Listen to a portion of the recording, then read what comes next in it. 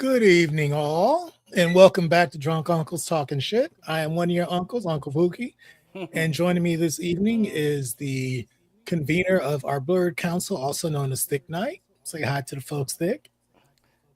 Hey, what's up? What's going on? Okay, we must have a lag.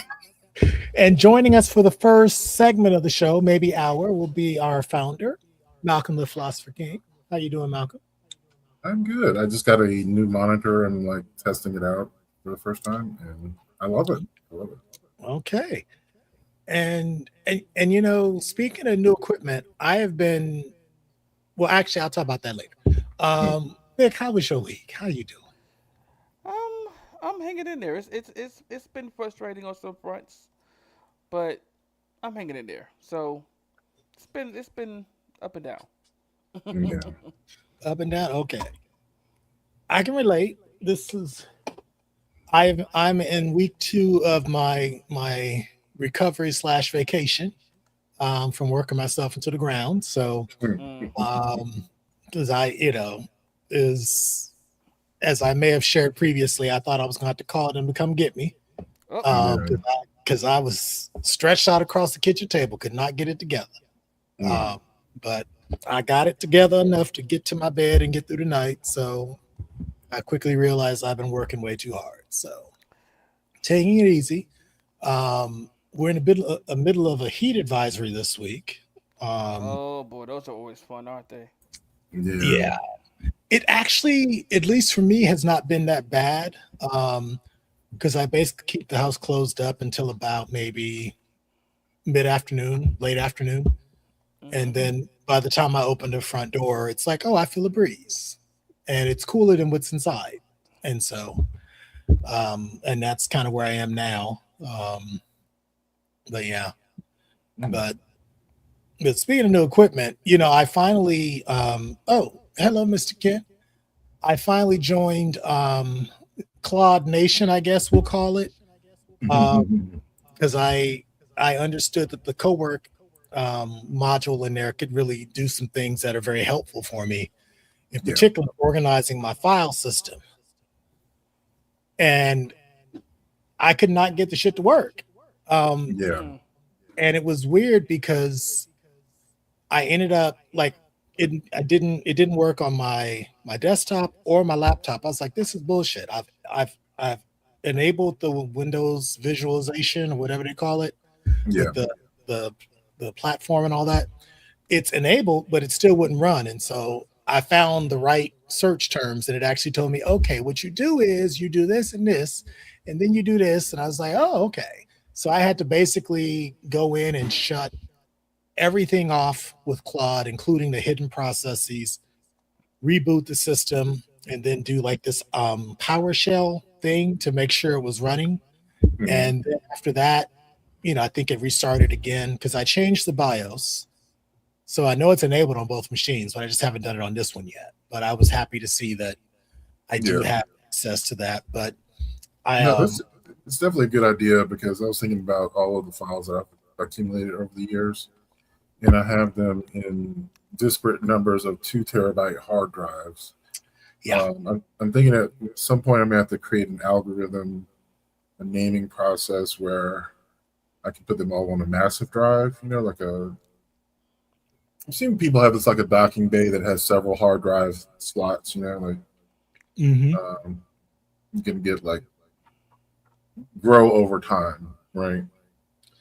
But the yeah, problem with it is like organizing all the files into a coherent file yeah. structure where you can find things. And so, yeah, I'm hoping that in the next few years, hmm the AI will get to the point where it's really good. I haven't seen.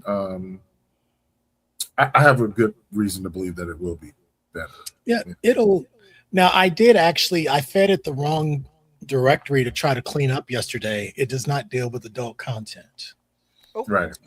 Yeah, it okay. was like, yeah, it's like, these pictures appear to be of a pornographic nature, so I can't do anything with these. I was like, oh, Oh. well, I didn't want you to do that photo. So I was like, "Oops." Like, I meant this one right below it, not this one. Mhm. And so Yeah. it still didn't. It was Well, like, there is an interesting thing. So this might actually tie into the show. So I had like a shower thought last week, mhm, and it made me giggle all day. Mm. okay. and um, and I was saying that like I don't really write comedy, so I decided to try it, and I fed some of the ideas into some of the algorithms or whatever the different LLMs, and they would not allow me to write that. Now I went and looked up some of the places where you can do uncensored writing, Oh, he's um, got, yeah. but yeah, I was trying to do some like Dom sub comedy skit almost, Mhm. Mm. and I couldn't even like get it to be just Interesting. a little. Yeah, it wasn't even asking. I wasn't even really asking for anything explicitly sexual, just innuendo and like Dom sub play or whatever. And Interesting. it I wouldn't wonder, even do that. Yeah. Ooh, okay. it's, Before you complete your thought, Doctor Pookie, Hmm. do you mhm. are you looking for like someone to actually do that, or are you just looking for ideas? Oh no, I mean, I actually sent this to you. This is what I'm talking about. Oh yeah, okay, yeah, you Yeah, did, yeah, yeah, okay. yeah. That's So the I one. actually had to write. Yeah, I bet. I actually had to write it myself a little bit. I mean, I Mhm. started with some of the things like I. So the idea was the dictionary dom. That was the idea, Yeah, yeah. and to have Devon or whoever would want to do it. Devon said he was interested, but Hmm. if anyone else is interested, I just thought about writing some comedy sketches where it's um obvious it could be hot too, because I want to actually do some like real DS scenarios, but about dictionary words, and then I could throw some shade in there with like using it in a sentence and things like that, where you could throw in current events and Okay. yeah. Now, is innuendo? I'm trying to wrap my brain around the concept. It's not what you mentioned to me earlier this week. I don't remember what I mentioned. No, maybe it is. It is. It was No, but the gay uncle jokes. oh no, no, that was something else. Okay, Yeah, Okay. there's that something. was. Yeah. No, I was just thinking about on Father's Day I saw a bunch of videos of dad jokes, and I was just like, what would Oh. be gay dad jokes? I don't know. I was just randomly trying to think of a comedy idea. But no, this one was born of the idea of, you remember Auntie Bev? She does those Hmm. word of the day. I was thinking like, what if that was the dictionary dom giving the word of the day? Hmm. The word of the And- day is ball gag. Okay. or you Well, might say, actually, yeah, I have a few. I have a few, so we'll Hmm. get into it. yeah, I think there are enough words out there, even words that sound, kind of nasty, but they're really not. Hmm. You know, Hmm. Yeah. yeah, there could be some interesting content with that. Yes. Yes, Okay. Yeah, I do because agree with Mr. Ken. We need more comedy in porn. we definitely do. I Yeah. mean, Bianca Del Rio's trying her best, and Hmm. she's spinning a couple little things here and there, but she Yeah. don't take nothing off, which is probably fine. Okay. Well, we have some topics today that we wanted to get into. And the first one, do we want to deal with current events? Yeah, let's go ahead and deal with the current events. Let's start out with the current events. All right. So there is a certain young man that went on a trip with friends and did not make it back home. And there he is. Hmm. Um, and so Vic had brought to my attention some updates on this case. Did you want to Mm. tackle that, Vic? Because I've not read much, if anything. Yeah, yeah. So it's come out now that during a press conference, the mom has said um, that they actually had to track her son's phone. That the phone wasn't given to her as we thought.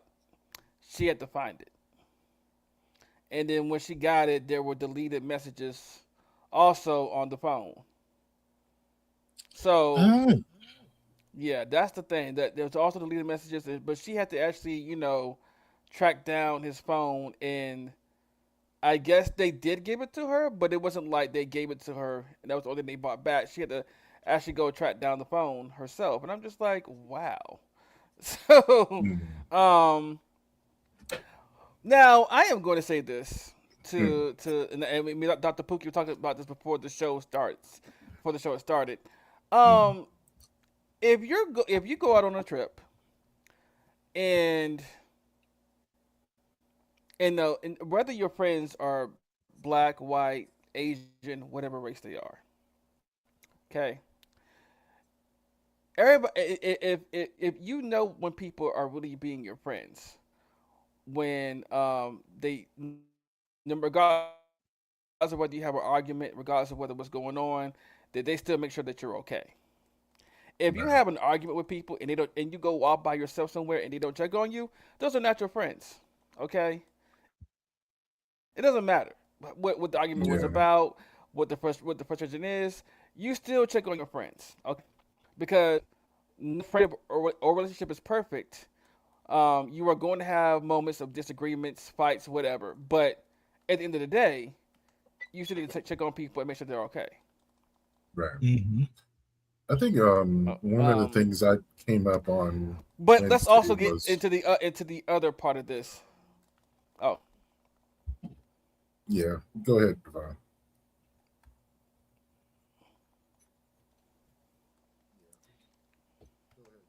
oh. So the other part of this is also is that but we all know why race is being brought up is because this is not the first time that a situation like this has happened where it is one black person or one person of color and everybody else is white. This has happened. It's not the first time. There have been other Hmm. cases where this has happened, and it's becoming a pattern. Right. Yeah. Yeah. And we all know that white people have a history of hating us just because of the color of our skin. Right. Mhm. Or just even having a certain amount of callousness, just like you said, that, I'm done now. not valuing someone else's life enough to check on them, like you mentioned. But one of the Hmm. things I don't know much of the case. I actually did a video on it Wednesday, but honestly had not heard much about the case. But he was just talking about the idea of um, only going to places where he knows at least one person who could have their back. Yeah, Yeah. like and here's the thing, of course, it's not all white people. Obviously, I know that No. hasn't doesn't have to be said, but I would say because I've known some white people in my life who I would absolutely trust, and I also have been in situations where the need or the desire to be included warp your judgment because it's not even really about them being white. It's really about them not being tight with you. Hmm. I mean, you just don't go on trips with people you don't really know. Yeah. You need at least someone who can, you know, who Somebody be can help smart you get about the killer. it. Yeah, Hold them at that's the bay. killer, right? Yeah, maybe even if you die, at least Mhm. get them, arrested. Jeez. Yeah. Somebody to tell your mama your last words. Something. Right, Goodness. right. Yeah. I just I was telling Thick before the show. It's not something. I mean, certainly when I was younger, it's something I thought about. Even like going to the mountains with the Boy Scouts, I was a little like, I'm the only black child going. Um, you know, and but it was kind of like, okay, there are plenty of kids, they're adults. It just wasn't, Mm, and my family wasn't tripping about it. But I was thinking about like I went on a camping trip with some friends in college, and I was the only black child out there. I saw the whole weekend. yeah, So it was just like anything could happen. Unfortunately it didn't. And my friends actually were true friends. And so, if something yeah, had gone down, I imagine they would have had my back. But just realizing how dangerous it is out there for us at times yeah. is kind of sobering. I It's will tell you, like, one of the situations I found myself in, Trip, and this is one of the reasons why you being the only black person in the situation can be dangerous. It may not even come. Danger may not even come from the other people you're with. It can come from their ignorance of the fact that you are at more risk because you're black. Mm-hmm.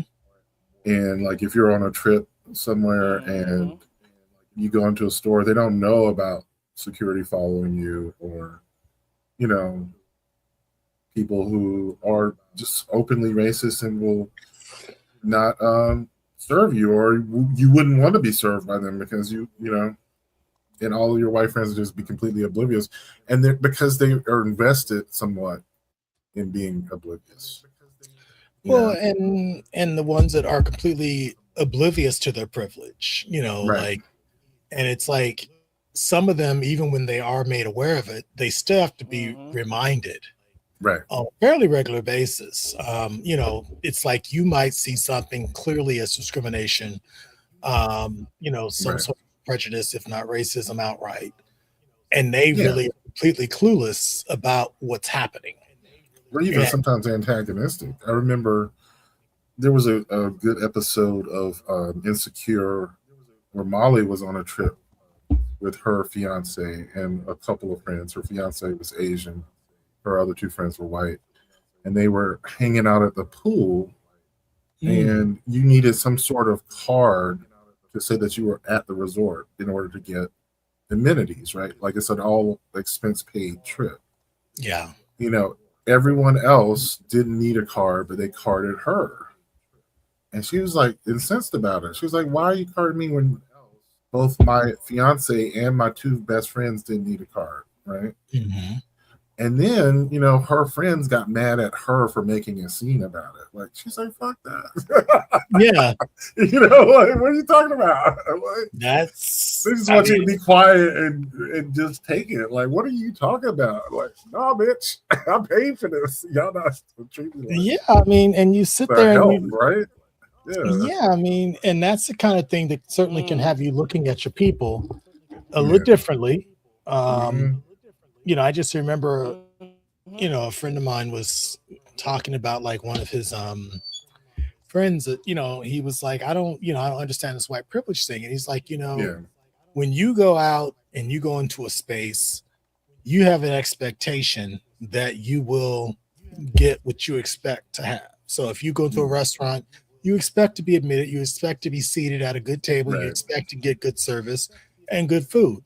Right. When I go out to that same place and I might be with you, I'm hoping that those things happen for me. He's like, it's not even for you, it's not even a question. For me, it's like, I hope, you Oh, know, gosh. Mhm. it's That and was a it's Dave not Chappelle unbounded. skit. Oh my god, that was a Dave Chappelle joke. I remember. I forget what it was. It was like, but it was that same idea that black people have a different standard of like, Mm-hmm. you know, what is a successful trip like. Um, anyhow, it was pretty good. Yeah, it was like see her every time about that. I hope no one's seated in our seats at a Yeah, that's the concert one. versus I That's the wish one. somebody was sitting my I wish a motherfucking nigga seat. would be You know, yeah, that's it. I was like Yeah, that was that's good. that's the comedic take on it. Right. But I mean, Yeah. but I know every time I go somewhere, I'm like, I wish somebody would be in my damn seat. I don't feel like it tonight. I can't be tactful tonight, I and hope just versus I wish. Yeah. yeah, it's just like so yeah. But and I Mm. guess part of that is, people like to classify that as just blacks being overly aggressive. And Hmm. I'm like, no, I was like, we kind of understand what this shit is about. Oh yeah, it's about survival. Yeah, I was like, That's we what it understand. really comes down to. Mhm. Yeah. Yeah, I was watching this thing with this state representative in Texas, Jolanda. I can't think of her last name, Hmm. but she was speaking at the Texas Democratic convention, I guess, and she was basically saying that you know um, black folks are used to getting a short end of the stick, whether it's a Republican or a Democrat in office. So for Absolutely. us, Right. it's not this thing where we must vote Mm. for the Democrat. It's like she's like, hell, regardless who we vote for, we're still going to get screwed. So there are quite a few of us that are like, if our candidate's not there, then we ain't gonna bother voting. And and I mean, Mm. it's unfortunate when you're trying to see something like a blue tsunami try to bail out this raggedy ass country at this point. Right. Which is really getting turned into like a cat like Broham up on blocks in the front yard. I mean, that's where we're headed. Right. You know, and the only way to really head that off is for at least the legislative branch to flip blue and heavily Yeah. blue. But the reality is, for a lot of for your average black person that doesn't really see much of a difference, it's like, why am I voting? And that was her whole point. She's like, you've got to earn the vote. She's like, you can't assume. She's like, y'all saw this shit with Jesse Jackson when Walter Mondale beat him in Texas. Mhm. And he dropped out of the presidential race. She's like, y'all assumed that black folks were just going to get in line behind Walter Mondale. And she was like, no, they didn't. Because they already were getting fucked under Reagan and they were getting fucked under Carter. So it didn't make a difference. Right. She's like, them folks stayed home because you did not actually earn their vote. And, I mean, I guess that type of voter nullification can certainly perpetuate white supremacy, but Yeah. it's now gotten to a point where that white supremacy and what it's breeding is now impacting the white folks as well in ways Oh, that yeah. we don't appreciate. So it's, we're almost at that point where a seismic shift, may be happening, but Yeah. I'll believe it when I see it. Yeah. I would say the only reason I think the current situation Yeah. is as dire as it is that there's not more than two political parties. Like, it's very weird to have just a two-party system in a what you would consider a republic or a democracy. Like, that's the kind of stuff that is like authoritarian. Like, that's one of the main reasons why we're probably slipping towards authoritarianism, is because I think we have to weaken political parties in general. I think I see Trump as like stress testing our democracy, and the thing we can see is that the structure of our government doesn't work well with political parties, because the whole idea was that the Congress was going to check the president's authority, and if they're of the same party, then it's like you got to have some sort of check for political parties. Yeah. You have to make sure there's something to check any runaway power structure. So I don't know what that is. It could be term limits, or I don't know. Well, I mean, congressional term obviously, limits are not a horrible idea. I mean, yeah, I mean, obviously, you don't want to have a situation where you have people in positions of decision making authority and don't really understand what's going on. It's like you Right. think about those folks that are in their 60s and 70s that have been in Congress and that have seen this shit for 20, 30 years. You kind of value that expertise, but at the same time, your mind ain't what it used to be. So Right. it's kind of, I think that's kind of a cop out in the sense, because you could still have an institution that is a repository of that information, just like a political party, but maybe even think tanks or interest groups themselves have a vested interest in educating whoever the Congress people are. And not only that, if you had less institutionalized candidates, they might be more open to their own constituents input, because like you're I guess not safe ever. I guess that was the idea, because I think a lot of people just get comfortable. Mhm. They get comfortable in their seats, and there's not much competition because there's only two political parties. So Yeah. you have to sort of manufacture. Yeah. Well, I guess the other thing is competition. just that having that initiative to actually learn the stuff that they need to. I think, the average person, even that's maybe interested, they may actually have an interest in geopolitics, but they don't have access to the classified information to really, really, really understand it. Right. And then maybe once you do get elected to office, you do, you have access, but is the learning curve, Mhm. is there enough of a runway for you to not make bad decisions until you really understand what the hell you're doing? Right. It was kind of like the whole thing that, they tried to put on Obama when he first went into office and when he ran. They were saying, well, he's only been in the Senate for 3 or 4 years. And I'm like, I was like, Yeah. I'm sure he was busy.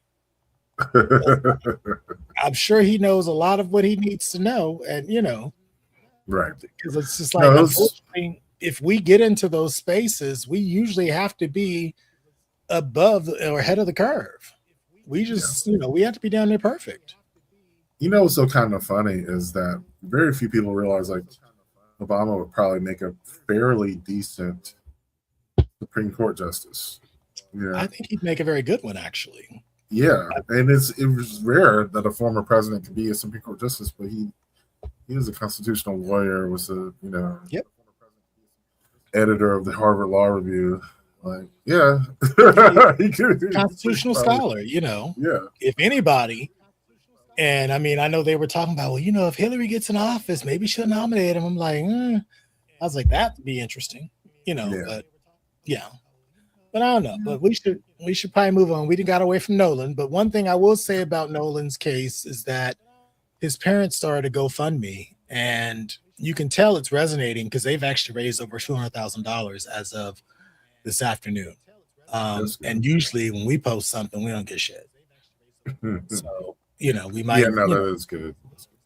I mean, we're not at Cal Rittenhouse dollars. We're not at George Zimmerman dollars yet, but But yeah, but I think they also have a social cachet that those people. Yeah. Like Kyle Rittenhouse. Yeah. That's yeah. Now we did have a couple of comments here. Who's reading comments tonight?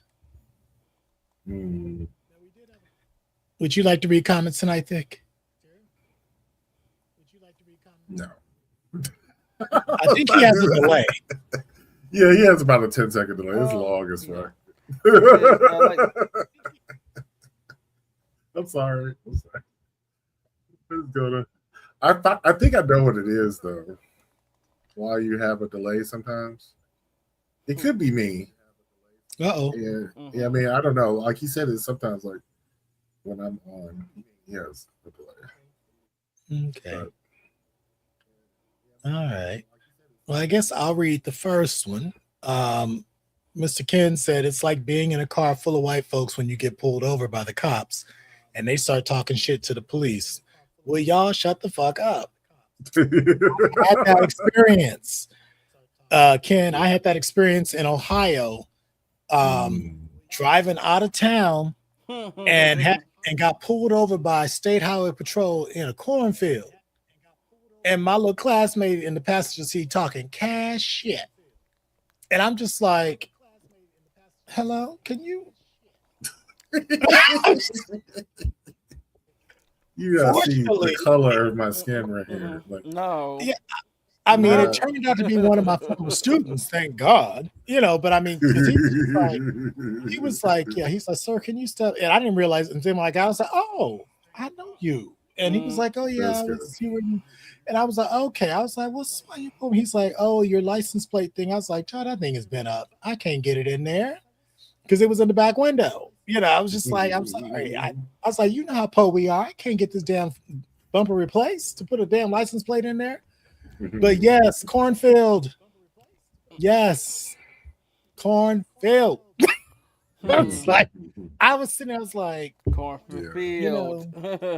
Child, not yes. He said child, not a cornfield. Yes, I was like, corn. I said, it was crazy because it wasn't until I got back in the car that I realized, just how, how outrageous the whole situation was and how he could be so flipped in that way because it wasn't really his life on the line in that regard. Right. It was my black ass. So I was not happy with him at all. Right. But we got through it. So, but yes, I don't know. It was a mess. I bet you. I would have been the same way. Yeah, because I was just like, would you be quiet? I was like, we don't even know why I got pulled. I mean, I was like, why the hell am I getting pulled over? But it was like 10 o'clock at night. I'm like in the cornfield. Shut up. was like, don't piss him off. We don't know what this is. But yeah, so I don't know. But okay. But we have but that was a little on the heavy side. So we're gonna put a little cleanser in here. Let me see what in the world we got because I don't remember what these are. Okay, let me see here. Here we go. Here's one. Let me set this up correctly here. Oh yeah, we had so many leftovers that we just basically had a whole show. Yeah, I was telling Thing, I was like, I don't think we only used 1 or 2 last week, so we got plenty. If, you know, If white people had yeast infections, would that be crackers with cheese? Oh,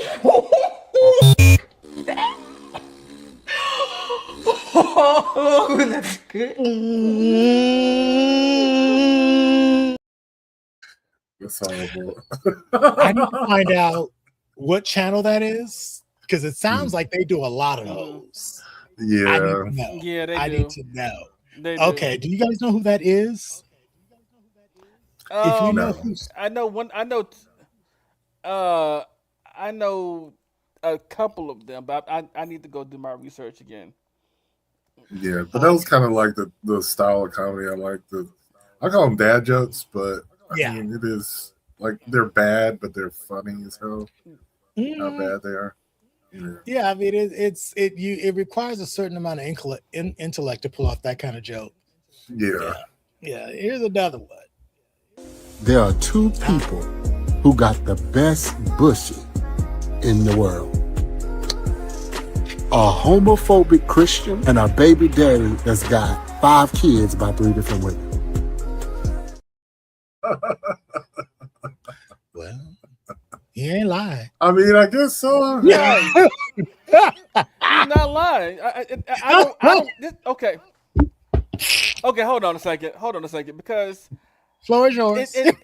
and this is what I'm not understanding about women, especially black women, but just women in general. They be like, "Oh, a gay man is a waste. A gay man, what a waste," and all these other. Why?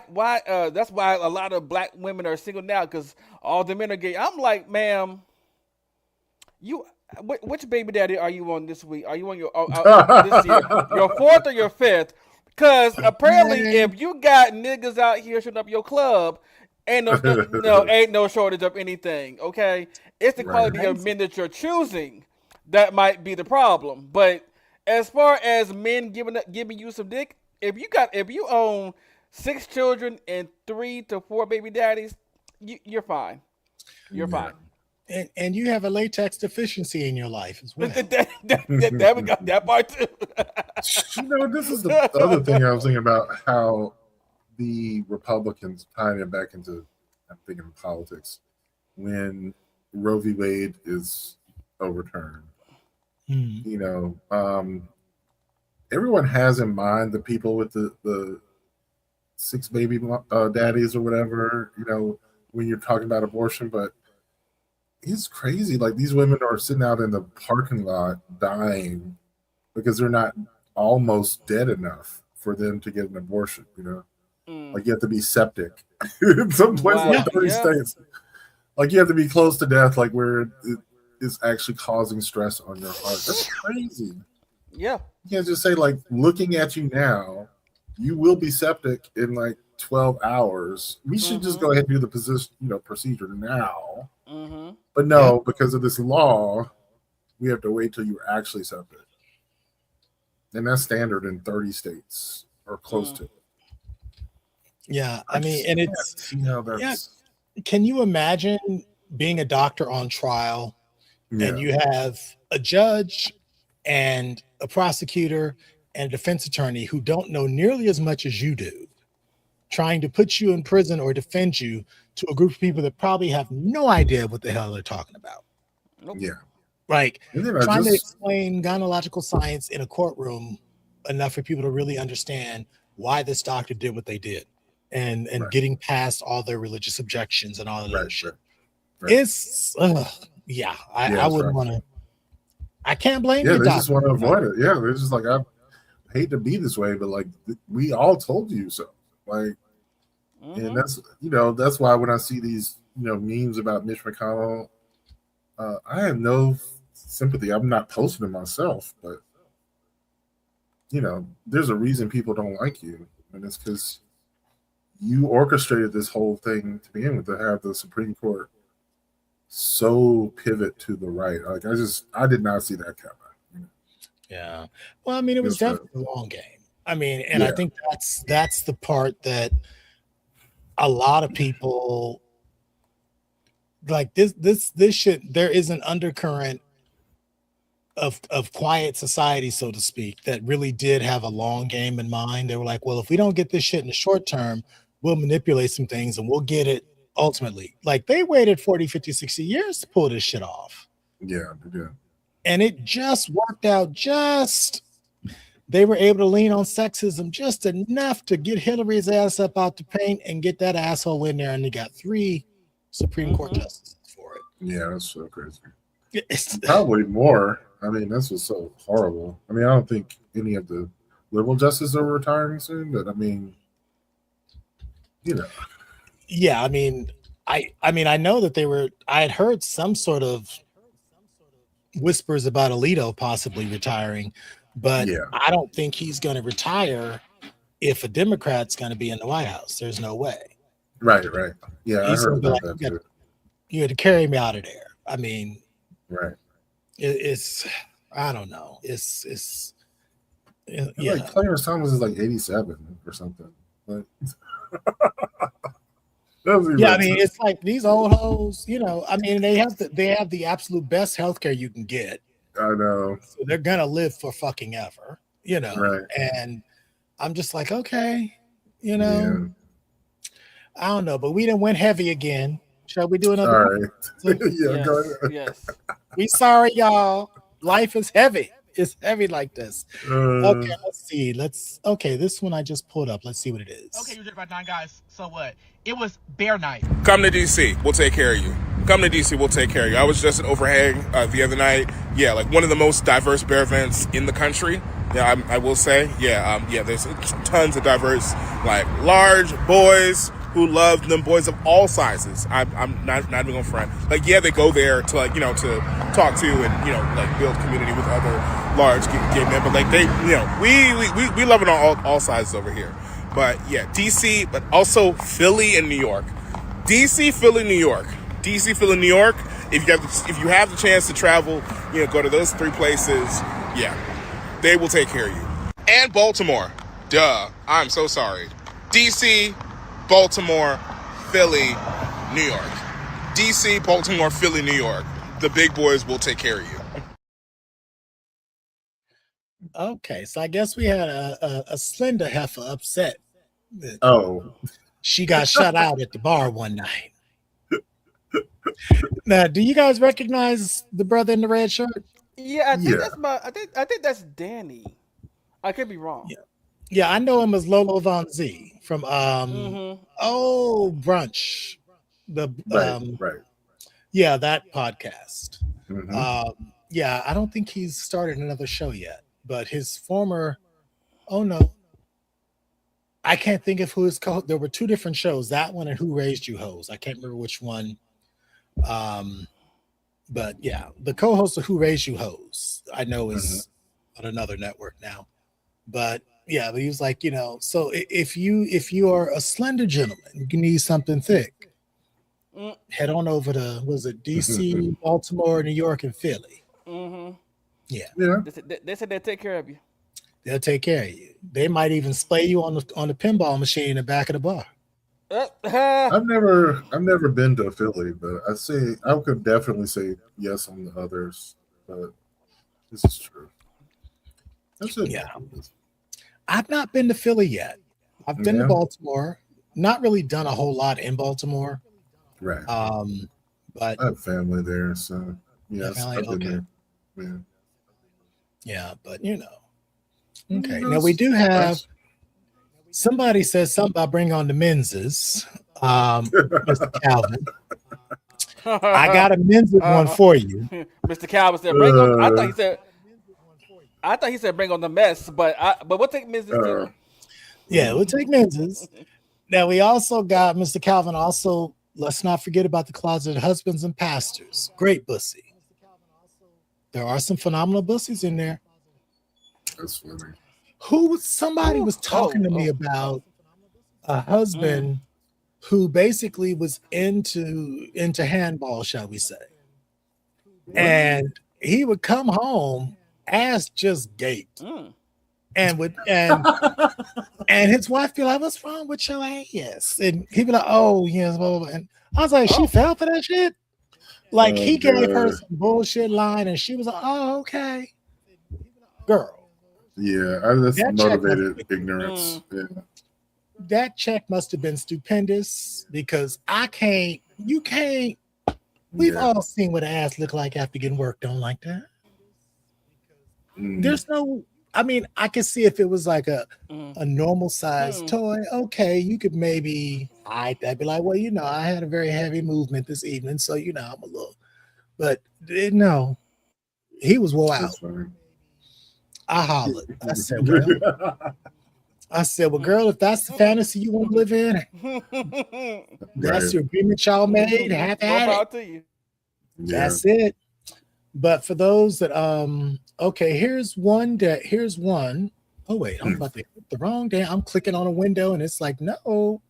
We'll do one more and then we'll get into our next topic. This is for the menses.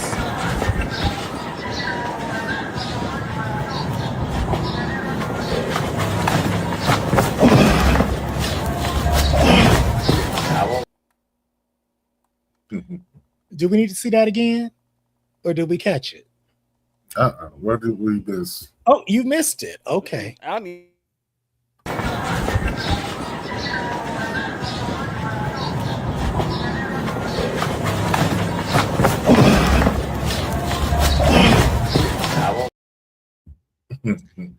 Did you see the ping? No, I didn't. That went beyond the print. I've seen that video. I've seen that. Yeah, I've seen that. I've seen his videos. He's always doing that. I've seen those videos. I saw that mess on Instagram. I was like, really? Is this how we doing it now? Yeah. I wasn't mad. I was just shocked it didn't get taken down. I have to look at that closer later. Did you need to see that one more time, Malcolm? No. I'll see it later. I don't worry. Yeah, it's just pink green shorts and you covered. All right. So we had one of our book discussion topics. I like to pull some of our discussion questions and topics from various books, that are talking about sexuality, relationships, particularly those of interest to or by and about Black same-gender loving, Black LGBTQ folk.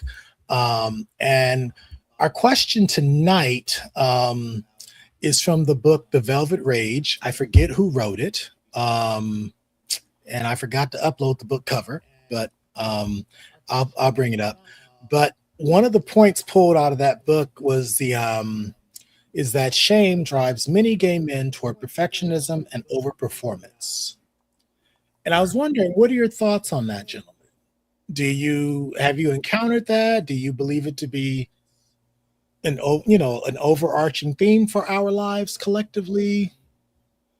Well, I think the performance aspect, I see a lot of gay men's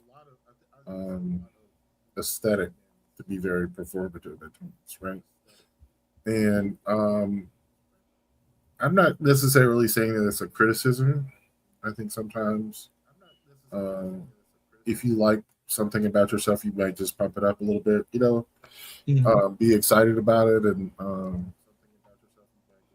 play it up. I'm thinking about somebody, for instance, who I honestly never really thought of as being closeted or repressed, but we used to hang out regularly for about 5 years. He moves to Atlanta, and he does have a remarkable change in his aesthetic and his masculinity, and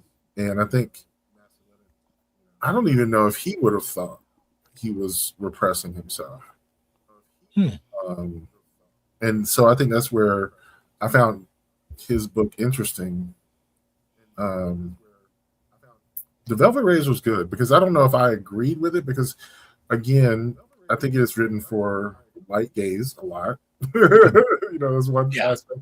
A lot. There are certain aspects to it which indicate a lot of privilege, actually having money to spend, because he talks about men who spent all their money or pretended to be wealthy. I remember he talked about one person who was like a buyer for some designer, and he would use his boss's loft as like a pretend, studio of his or whatever to impress dates or whatever.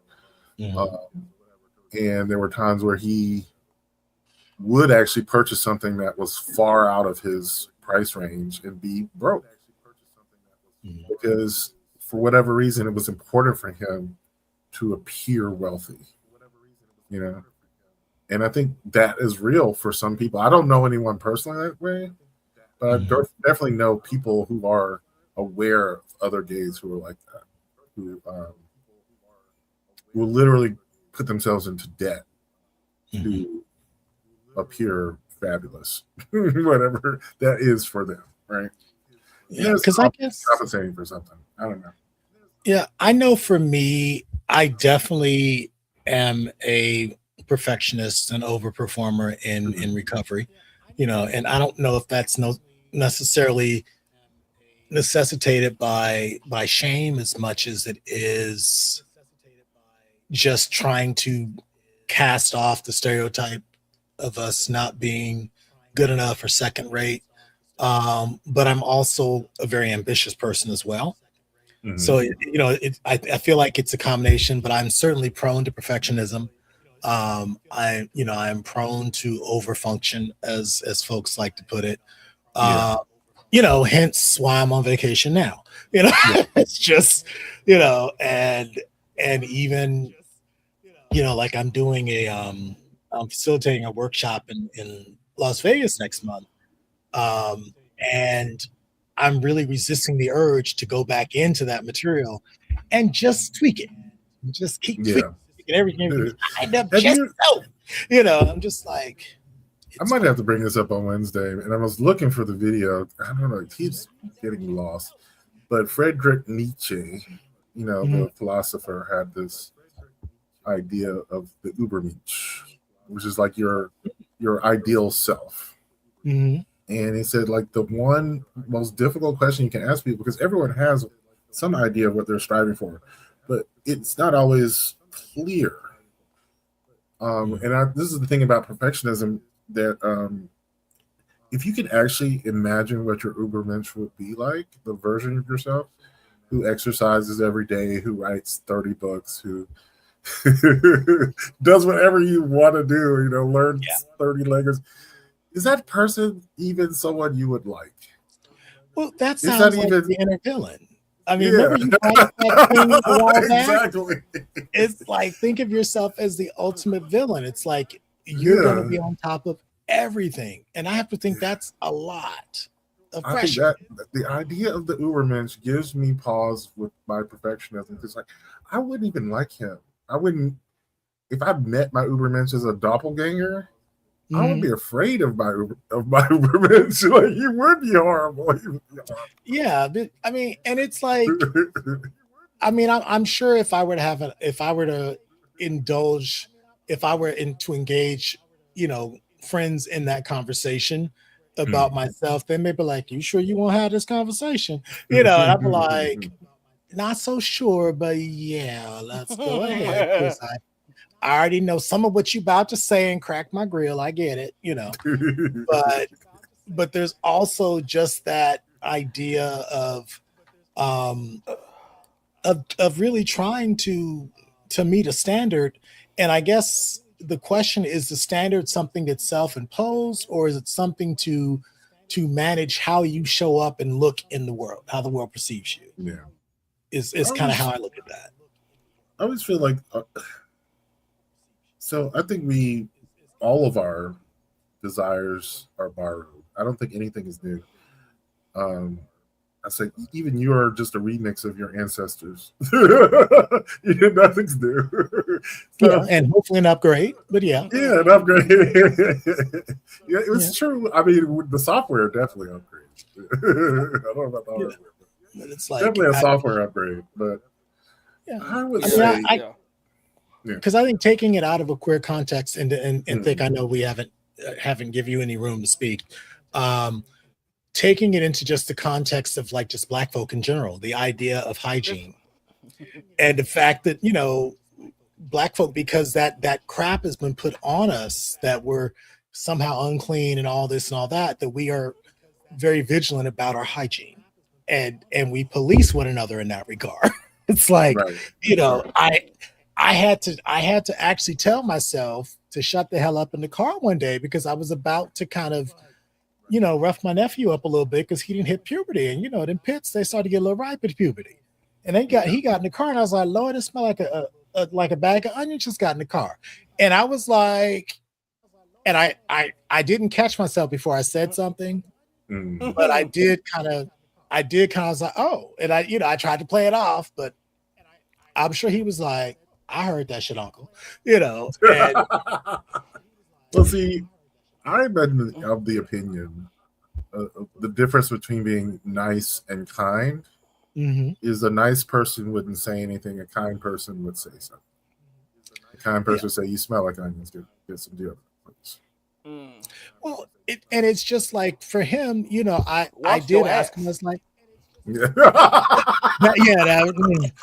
that's that That's generation way also back. polite. That's another one. Not care, Yeah, they just this is like your true. ass is funky, You you know what? know. I But love deodorant. I do. the, I and realize like I don't really need it. Now this is the funny thing. I honestly don't think I need it, but it's nice to not need it and have it. Because also you can actually smell better. Like I already smell okay. I can put it on. I smell even better. It's even greater. Yes. yeah, because I I've put that started shit using on every this. morning. I love it. Yeah. Oh, go ahead, Thick. I think I heard you in there. Yes. He said yes. Like I started using this brand called Humble, which is kind of like a more natural. And I actually, it takes a while for your body to adjust to it. So you're going to be a little Mm. musty for a couple of weeks.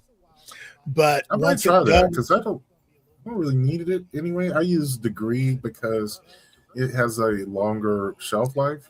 that's my preferred. And I Yeah. switch between Humble and Degree. Yeah. But the Degree, it does have the aluminum in it. And, I'm definitely It concerned about is. brain health with that. But That's true.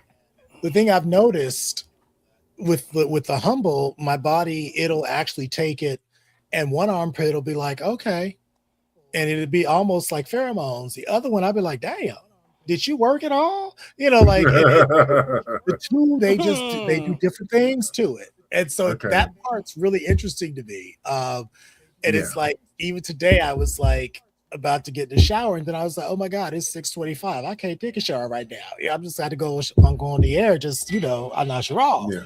But I noticed when I was putting my shirt on, I was like, one of these armpits smell okay, the other one smells a hot mess. And I was like, why are So these different? what's even funnier is there's a way to alter the smell of your body based on your bacteria.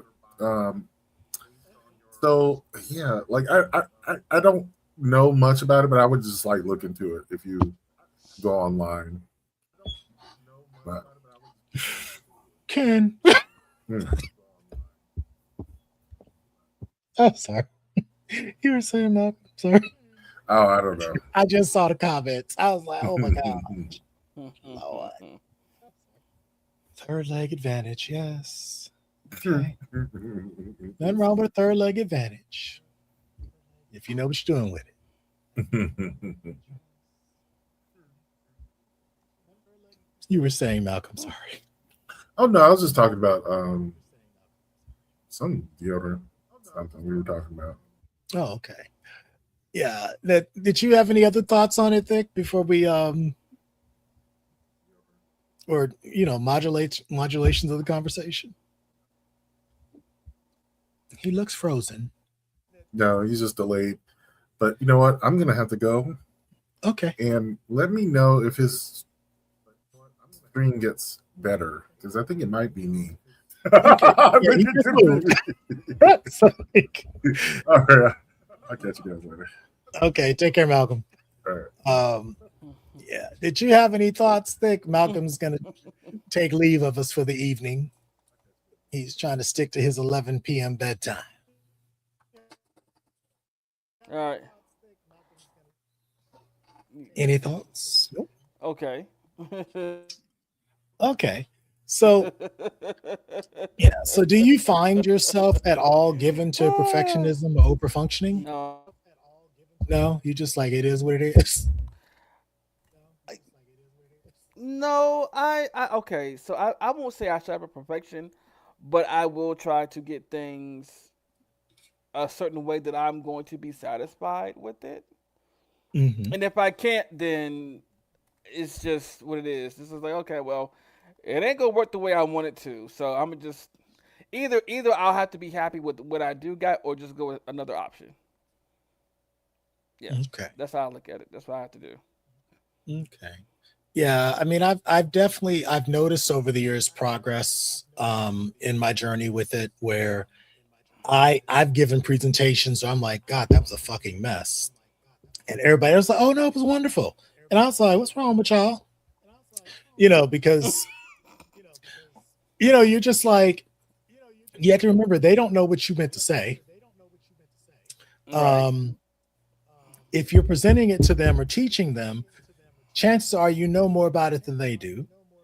So it's like Mm-hmm. it's still that standard, but I just remember on many occasions I've been very disappointed in my performance in a professional realm or something like that. Or, I might, play a piece and I miss one note and I'm just like, oh, I'm just disgusted, and I Mm. see elements of that even, with my doppelganger now. I'm just like, I know you got a 99 out of 100 and you were salty about that 1 point, but can you please Mm. understand that you got 99 out of 100? It's just Right. like it's just like I've had to have that conversation, and I'm Yeah. just like, I get it. I understand that you were upset about that 1 point. Uh, I, were, were I were you raised by Asian parents? no, Sorry, I know it's a stereotype, but I mean Asian parents put that kind of pressure on their children too. Like yeah, Asian you come parents. on I've with had the Nigerian ones. What we see in popular culture, Nigerian parents mm, probably do quite a bit of that. I think for me, it wasn't something that my parents demanded of me, but it was certainly something that I demanded of account yourself. standard that I put in on myself Got is you. how that yeah. Hmm. And so it's something that I've had to really I'm working to leave it behind. Otherwise, Mm, I can't move forward got you. because nothing's ever going to be perfect. It's never going to be where I want it to be, where I feel like it should be to move forward, and Mm, and yeah, I mean, I just like earlier this week, I actually was like, I took inventory. I was like, I've been working like crazy, since, about 2 weeks ago, it'll be, no, 2 weeks from now, it'll be about, yeah, when we found out, mom was terminal. And I just went mm-hmm. into overdrive because I'm like, okay, I got to get this together. I got to get that together.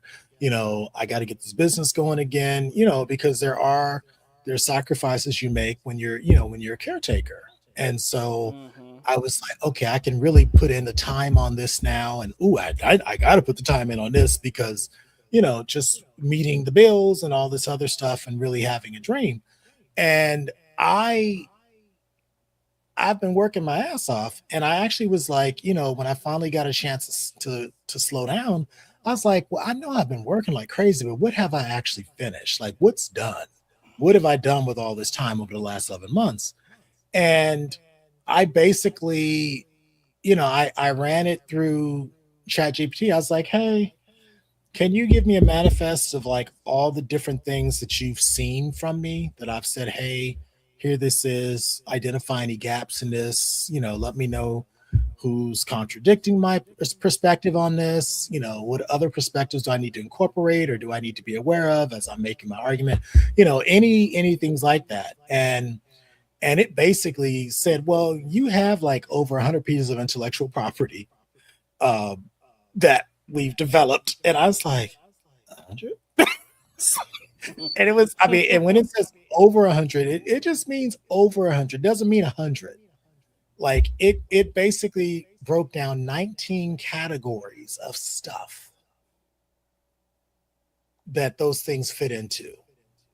And I just kind of sat there with my mouth hanging open. Like I knew about the big parts of it, like, oh, I wrote this book, I wrote that manuscript, I wrote this white paper, I wrote this, I wrote that. But it's like, yeah, you also had this diagnostic that you put together, blah, blah, blah. And you had this and you wrote this paper on that. And I was like, and half of it, I was like, when the hell did I do that?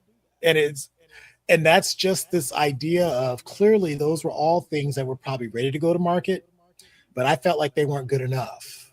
So they were just sitting in the file cabinet.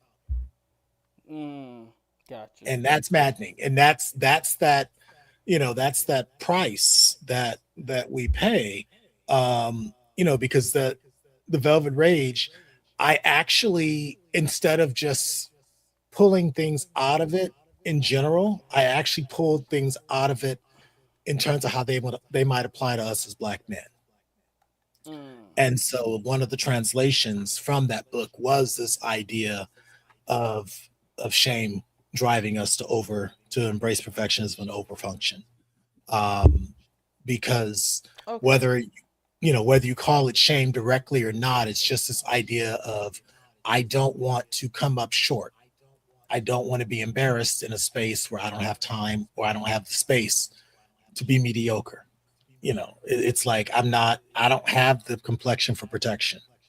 And so, and I was, when I was thinking about it, it actually, I realized that I had done this workshop a while back for my church where I think we were still in lockdown, and I was talking about the idea of rest as an act of resistance in a white supremacist capitalistic society, because basically our bodies are still used up and tossed away, whether it was during chattel slavery, and continuing on. It's now all of us, although your average white person doesn't understand that they're being consumed by the machine either. They just are like celebrating their whiteness, but it's like now they're starting to see that even they don't matter the way that they thought they did. But they're still willing to invest in this concept of whiteness at their expense.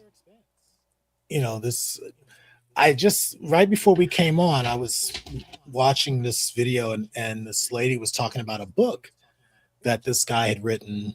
And he was saying one of the reasons that we're the only country that does not have healthcare as a right is because white folks were like, we don't want to have something that Black people can use. So like something like Medicare, they'll do like an 80-20 split. It just couldn't be free, even though you pay taxes. It's like, you pay taxes and they're using your tax money to take care of other people. Why can't they take care of you? They actually was like, we can't have it be completely free because then they'll have access to it as well. Because someone had decided if we denied Black people medical care, they would be wiped out within 2 generations based on the way that they've been forced to live and diet and other factors. And I was like, and I'm sitting there like, on the surface, you're wondering like, okay, this cannot be real. But then you think about it, I could believe it. It's like, I could believe it. It's as fucked up as it sounds. I could believe that and we still see, there are folks that are relying on healthcare that they need to survive, and they're willing to vote for people that want to take it away just so we won't have it. And they need it.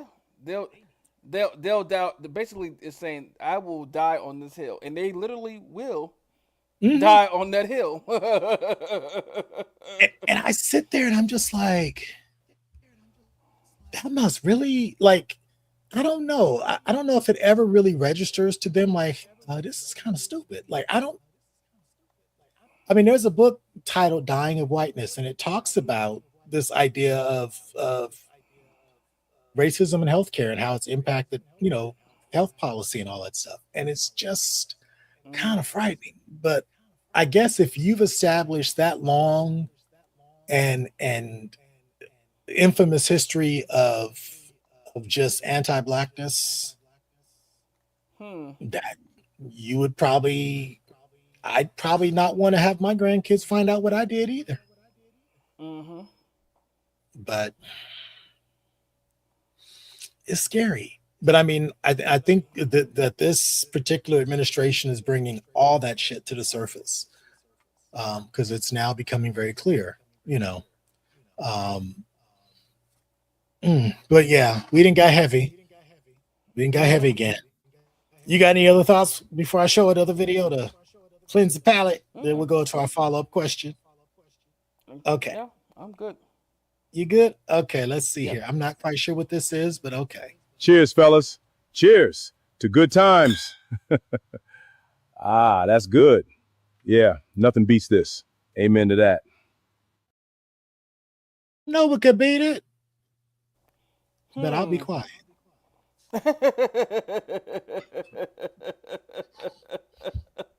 I'm just saying, I had thoughts. I had thoughts I about mean, what could be. Okay. And then, talk about black folks and hygiene. Here we go. But it's exfoliating. It's good for you.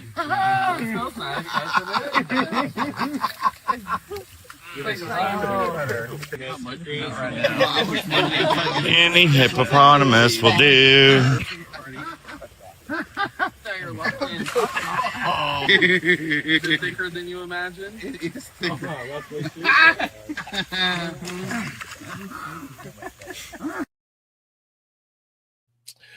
Now, would you get in the mud pit?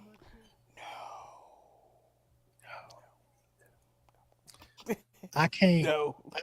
No, I can't have mud trapped up in my drawers. No. Mm-mm. It's And, just- and getting in and getting in places you don't want it to get into. No, I'm Mm-mm. good. Yeah, I'm all right. I don't need to. I don't need that experience. But yeah. Mm-mm. Okay. Yeah. Hmm. Apparently they do, but I don't. Well, and I forget which bear event that was, but you know, It I was a think it may bear have event. been. I believe so. It was like at a campground, I think in Tennessee. Oh yeah, the Yeah. big. Wait. Uh oh. Speaking of bear events. Yeah. Oh Oh boy, yeah. have you seen the flyer for the big boy cabin trip? Yes. No, what was it about it that had me disturbed? I just saw it. Was it the live stream $20? Was it the Was it what? the price? Was it the event? Was it the price? Was it the event? I think Or it was was the. it? I'm trying to remember. Do you have it on hand? Yeah, I had the pitch. I think I I have feel the like picture I've here. 'Cause seen it. Because wasn't it like, I think I just saw it on Instagram the other day. it had the whole itinerary on there too, along with the price. Oh, And you could pay for the whole weekend, or you could get a day. What was it? Pay for the whole weekend, or get a oh, day yes, the paper. pass or a 2 day pass. And Yes. if you can't make it to the event, you can pay $10 or $20 to watch the live stream. To watch the stream. Yes. I said, well, they're trying to Now, get their money. right, but at the same time, I'm like, Why for a am I going live to live stream, stream that? that That part. just seems like an exercise in frustration. Mm. If I can't be there, to What? scratch and tickle, then what's the point? I want to see it. I can understand if Right. it was something educational, something empowering, okay. Hmm. But But we it but didn't. but we but but we know what the cabin trip. I mean, yes, they have activities for you There to are do throughout the activities, day. yes. Yeah, they have an itinerary, which I'm like, okay, cool. I'm with that. But at the end of the night, come on now. You Yeah, I'm really gonna like, what time is pretend? yeah, what time does the what time does the live stream end? Mm-hmm. Let me see. Because I'm I'm pretty doing an sure you're image not. search. Because I'm pretty sure you're Okay. not live streaming the after dark parts. I'm pretty sure you're not live streaming those parts. I'm pretty sure you're not. They might. I'm not I finding don't that see. one. But have you seen also the other one where you have to have an iPhone to join this big boy group chat? Oh, Yeah, some I've dude put out there that you have to have an iPhone to join their big boy group chat. I'm just like, so why? you're isolating people that Oh, have an probably so Android. you could be on what's the name of the video conferencing app? Is it FaceTime? Yes, FaceTime. They probably had some group FaceTime jail sessions planned. Mm-hmm. Or I don't know, but I was like, he said, well, I said, well, why only iPhone users? Oh, so we don't have to worry about, the whole green box. Blue. I'm like, It's a mess. okay. I I yeah, was I I'm was I was just like, okay. yeah, I was outdone when I was like, wait, they're offering virtual? I said, okay, but like, why would anybody bother to do that? And then I was like, oh, okay, I see now. It's like, because I was sitting there, I was like, Mm, I could get the day pass because you're not staying at the cabin. But then when I saw the virtual, I was like, wait a minute now. I said, okay. It's they like, try to make they're trying to make every coin they can, and I'm just like, get it? oh, okay. Well, yeah, because I know I see one here that was last month with bigboycabin.com, and that one was like $500 per guest. But Mm-hmm. uh, and even Love and Light TV had a Big Boys Cabin trip. Scandalous. Well, we know what they did at that one. A content creators extravaganza. Mm-hmm. I can't find it. I think it was on Instagram though. I may have pulled it down, but I don't see it in the folder for the show because I usually something like that. I would actually put it in our show folder just in Hold on, let me case, see if I can. so I could be like, "You see this shit?" Yeah, let me see if I. I'm gonna scroll down, see if I went far enough. No, I don't see. Oh, here we go. Oh no. This was the Oh, you found it? no, I thought I found it. This was actually it was a thing asking if there's a black gay mecca, what is our agenda? And I was Oh. last week I asked Malcolm that question. I was like, would you consider Atlanta to be a black gay mecca? And he said, yeah. I was like, okay, if that's the case, is there an agenda? And he was like, And I know I wanted to, because I was going to save that question to ask you as well, because you actually live in Atlanta. Mm-hmm. But, we may have to tackle that another time. But yeah, I just came across that particular. Yeah, it looks like it's like a conversation that they were having. It was in Atlanta it was Tim M. West or Here we go. Yeah. Assad. You Yep. could get, yeah, they were doing like a community conversation, which was interesting, but it was definitely kind of like, it looked kind of black bearish. But yeah, question for you. I was watching Uh-huh.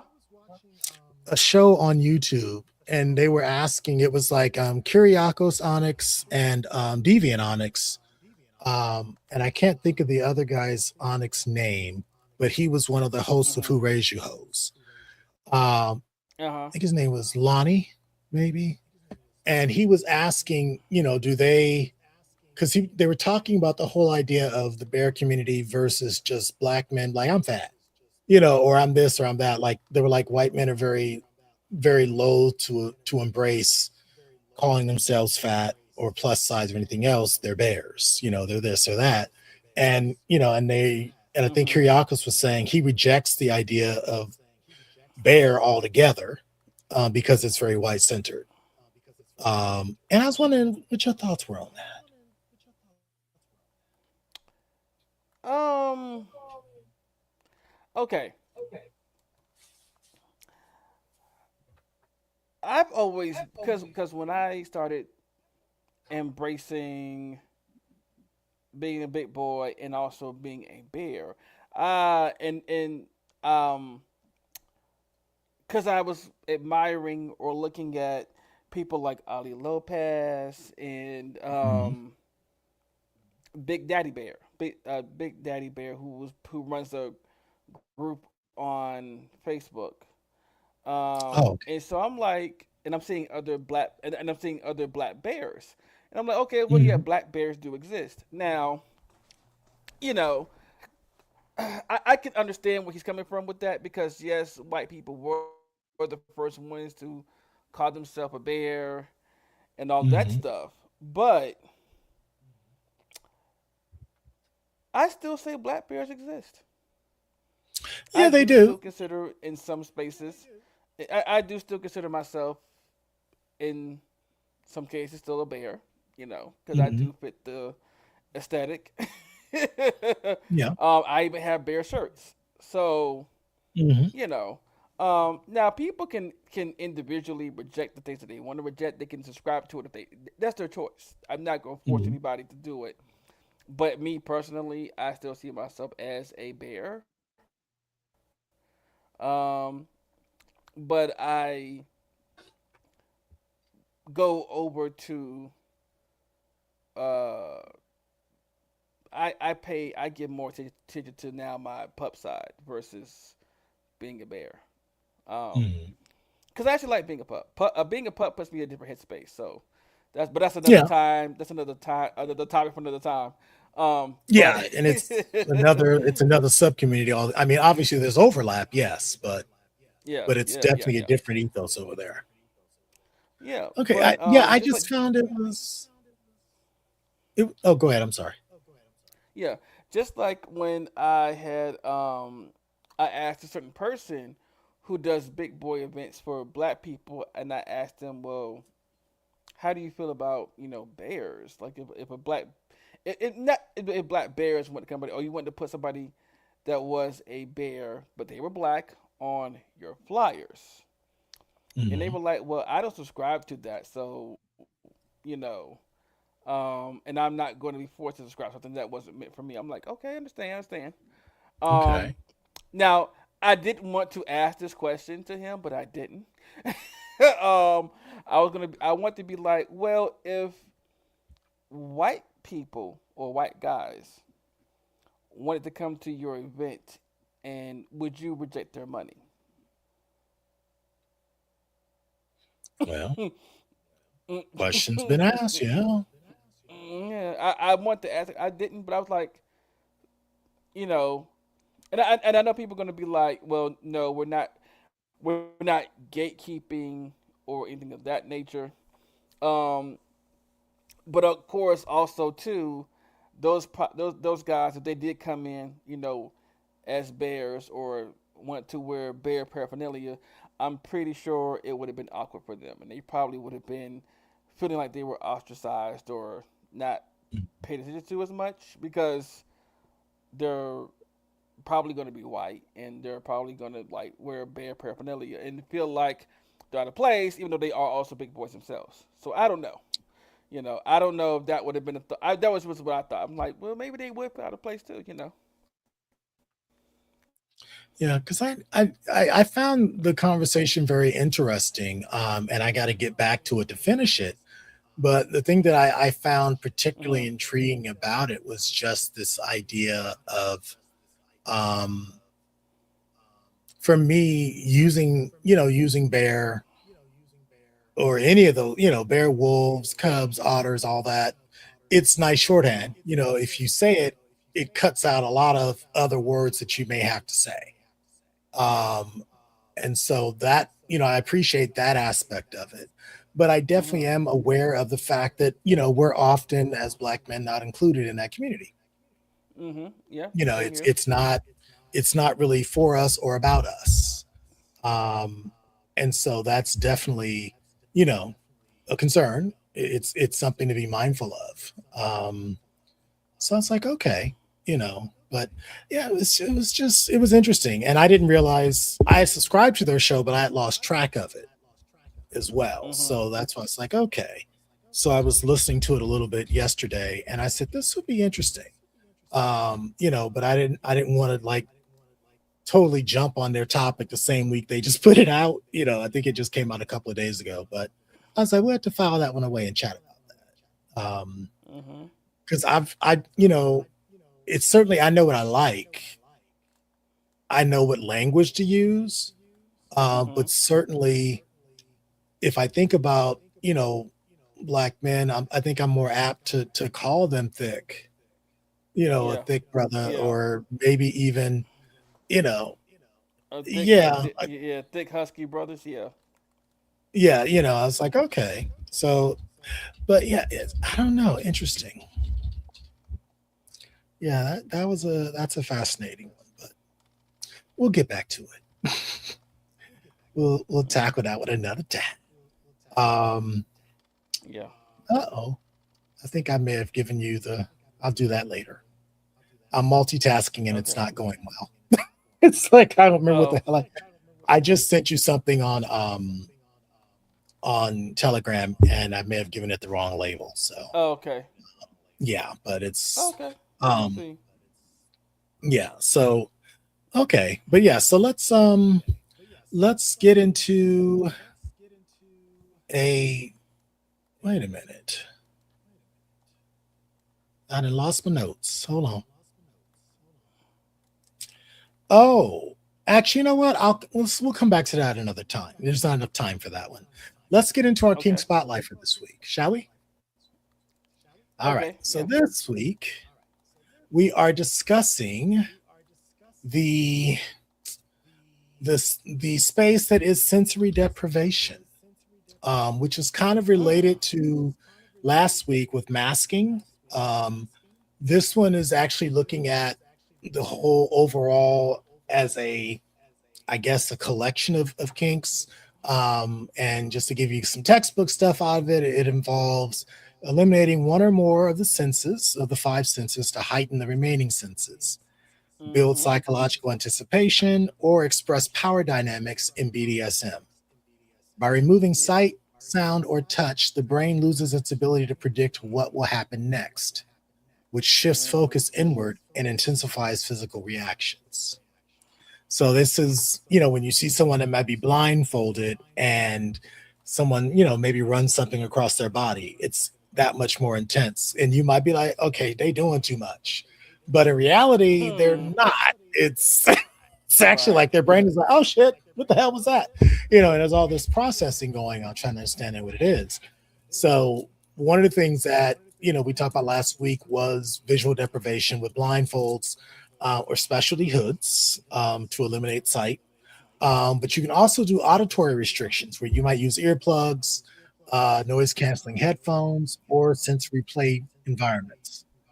Um, you can have vocal restraint where you might wear a gag to prevent you from speaking or moaning. Or you can have Mhm. motion restrictions, such as limiting touch and physical movement by using restraints. I would imagine also encasement and entombment fits in this. I would imagine, I would imagine any sort of rope play would fit in that, particularly if Um. you, because you're restricting movement with ropes. You Yeah. know, a little shibari, you know, you're tying somebody up pretty good, Mhm. especially if you suspend them, you know, from a hook in the ceiling and then, you know, put some hot wax on them, you know, Yeah. something like Yeah. that, which, you know, I have Yeah. seen that actually at the Hump Film Festival. They had a scene like that where they had a shibari scene. It was two guys, and the guy, the sub, was actually tied up and he was hanging from, he was suspended from the ceiling and he got Mhm. turned into a human chandelier. That's what it was. So Ah. they had, Okay. you know, he would do the hot wax, and then once he poured enough, he would stick it on the person's body, and it would just stick Mm. up like, just keep burning, and he'd have all these candles on the person's body. So by the time the video was done, he literally was like a human chandelier. Oh. But the only movement he could do was any sort of movement from him swinging, but his limbs were tied. He was blindfolded. I think he was even gagged. So he Oh. was completely deprived and just getting hot wax put on him. And, I was like, that has to be some wild shit. I'm not into restraints, so I wouldn't have enjoyed that part. But could be interesting. I don't know. Hmm. Yeah. So they talk about, one of the things that, good Lord. If, see, if it would I don't know. That sound like gunshots. Shit. It's just like somebody just took a whole pack of fireworks and just lit that bitch. They didn't separate them at all. They just lit it. Um, but Yeah, they probably did. yeah, I just said I'm gonna take the whole brick and just set them off at one time. But yeah, they were talking about like doing this. Obviously, you need to.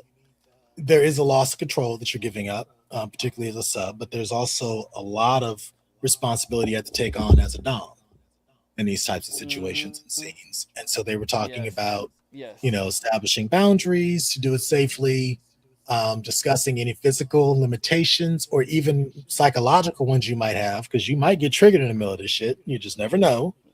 And also Hmm. having a safe word in place, and also safe motions depending on how restrained you are. Like if you are gagged, then you might need a safe gesture. Um, I don't know.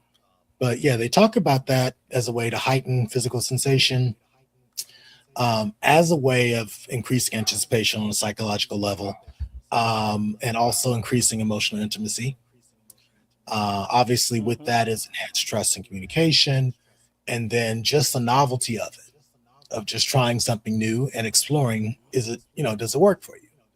So I don't know. So I guess, those are the main things. Obviously, we think about restraints and taking the senses away. But are you familiar with any other forms of sensory deprivation play, Thick, that I might be overlooking? Um. Well, there is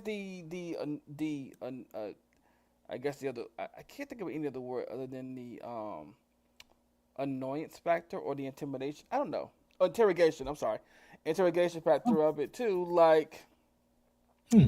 you could tie someone, like restrain somebody, and Mm-hmm. have to the point where it's like water is dripping on a certain part of their Oh, body, but to the point where yeah, it's annoying and the water's just dripping down and they can't do anything about it.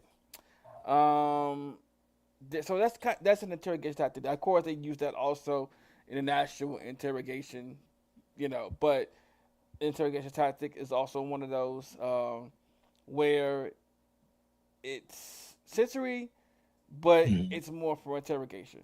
Um, trying to think about what else. Yeah, being suspended off of the floor and you can't. I mean, in some way or form, being suspended off the floor, but you can't. You're not touching the floor. You're not touching anything. The only thing you probably can feel is the rope around or the restraint or the restraints around your body. But other than that, you can't feel anything else at all. You know. Mhm. Of course, we said blindfolds. I think that's yeah. I think we covered pretty much the most of them or the base. Okay. Oh, there are things like glove. You can use. Oh yeah, what you can use for sensory play. Anything like a feather, a fork, Mhm. um, a spoon. Um, yeah, anything you can rub or touch can be used. Like Mhm. someone can take a spoon and put it in cold water or put it in ice for a Okay. good minute, and then just put it on your nipple That would, yeah. and see and see the reaction that you get that you It get. probably jumping off whatever you're on if you can. Yeah, it's just, I mean, it's interesting. I've not, Hmm. I mean, when I Or think about it, I don't think I've done any sort of sensory deprivation. No, not intentionally. Because I know when I was looking for just okay. different scenarios that we could, discuss tonight, I kept coming across things with choking, with breath control. But I Mm. felt like that wasn't Oh really yeah. sensory deprivation. That's a whole nother kink on its own. Okay. Mm.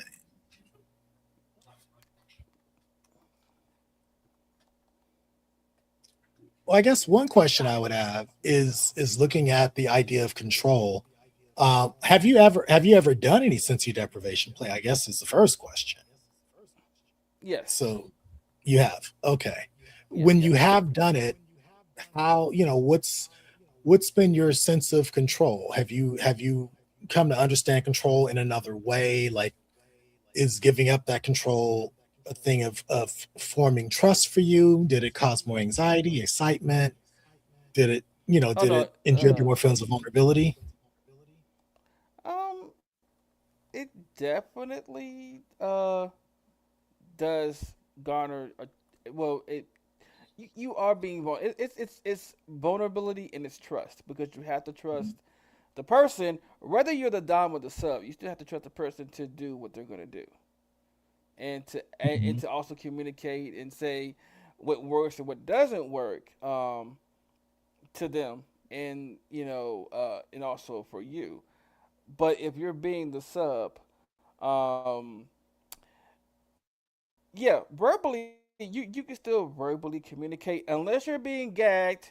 Then you might want to establish a sign or a tap or smoke signal, light show, something. Mhm. you know, be like, wait, You're like, sir, I'm you're reaching for doing the too blunt. much. Hold on. Something. Yeah. To say Yeah. right. Yeah. Because I mean, um, and but yes. I've not gotten to that place with anyone yet. I mean, because I'm pretty sure. I mean, I think one of the things that is happening for me is that I'm recognizing that because I do exercise so much control on a daily basis, whether it's making decisions, Mhm. for myself or for clients, just always having to make decisions, always having responsibility on my shoulders. I definitely am intrigued by the idea of when I get home, I don't want to have to do any of that, or if I'm in a aroused headspace and I want to play, I don't like, yeah, you run this. I don't, it's like, I'll tell you what my limits are, what I like, what I don't like, and then you set this up. Yeah. I've been increasingly that way over the last, I would say, 15 years, to where now Mhm. I would suspect if I got to a certain place of trust with the person, I probably would be pretty submissive with them. But Mhm. it would take building that trust first. Oh Because yeah. I'm just like, I'm still a black man, in America. Shit dangerous. It's just like, Mhm. whether it's a fellow black man or somebody else, shit dangerous. Um, you know, can you be sure someone knows Yeah. what the hell they're doing? You know, Right. yeah. It's because I just remember a friend of mine was like, he wanted to do mushrooms one day, and he had asked me if I could come over and sit with him Mm. when he did them, just to make sure he was okay. And I was like, Yeah. what does that entail exactly? Because I'm like, I don't want to, if you go into a psychotic mode or I don't want to deal with. That's why I'm not a clinical psychologist now, because I don't want to deal with that. So what might I be getting myself into? Um, and I think Mhm. ultimately he kind of backed away from having, like, I think he had someone else do it, because I didn't give the right response to make it, I think he understood that it was a little uncomfortable for me. Which Yeah. is, I hated to not be able to do that for him.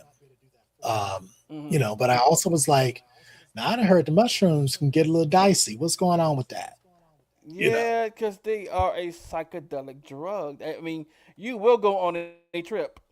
I mean, but I remember one of my friends said they did shrooms, and it actually, did put them on a trip, but it made them have some deep reflections.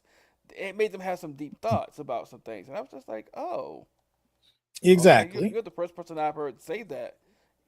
I said you're the first person I've heard say that. Normally, people just space out, go on a trip, see things that they swear aren't there, but they are. Mhm. Well, Um, yeah. but I I mean, mean, I know. not that they are, but yeah, but he said, yeah, I did some reflection, some deep thinking about things while I was on shrooms. I was like, oh, okay, all right.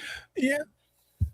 Yeah. I mean, I know if as some of y'all may have seen last week, when a brother gets an edible, Mm, I definitely get into some deep thought, but I also cannot maintain the string of thought.